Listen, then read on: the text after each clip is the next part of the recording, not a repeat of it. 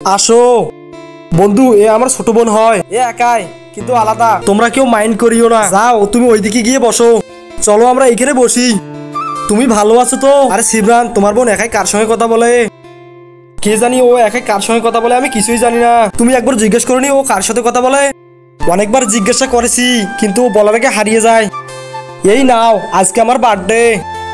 আরে একটা দিচ্ছ কেন, সবগুলো দাও।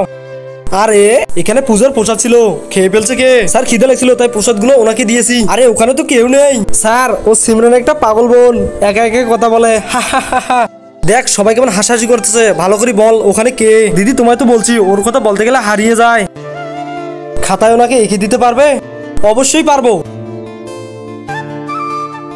হয়ে গেছে। হ্যাঁ সিমরান কি এঁকেছে আমাকে দেখাও। আরে ওয়াও, এটা তো দেখতেছি গণেশ বাবার ছবি।